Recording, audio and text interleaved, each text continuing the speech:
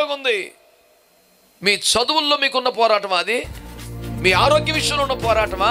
ఆర్థిక విషయాల్లో ఉన్న పోరాటమా? మారని వ్యక్తుల చేతులు కలుగుతున్న పోరాటమా?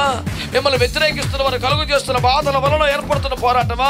మీ పోరాటం ఏదైనా మీరే పోరాడక్కర్లేదు. మీ పోరాటం ఏదైనా మీ తిప్పులు మీరే పడక్కర్లేదు. మీ పోరాటం ఏదైనా మీ బలమే, దానికి ఆధారం అవసరం లేదు. మీ కొరకు పోరాడేవాళ్ళని దేవుడు ఏర్పాటు చేశాడు. మీ కొరకు ఆయుధాలు పట్టుకునే ఏర్పాటు చేశాడు. మీ కొరకు బోర్ల పట్టుకుని ఏర్పాటు చేశాడు. మీ కొరకు మందసాన్ని మోసే ఏర్పాటు చేశాడు. వీళ్ళందరూ కలిసి మిమ్మల్ని గెలిపించడానికే ప్రయాసపడుతున్నారు. నీ గెలుపు కోసం పోరాడేవారిని దేవుడు ఏర్పాటు చేశాడు.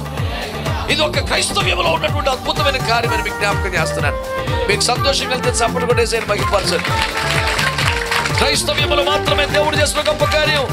మీ పోరాటం కోసం, మీ గెలుపు కోసం, మీ విజయాల కోసం చేతులెత్తేవారిని, మోసేవారిని దేవుడు ఏర్పాటు చేశాడు.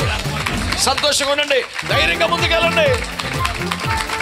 క్రీస్తు యేసునందు మీకు అన్ని విషయములో అత్యధిక విజయము కలదు. ఆమేన్.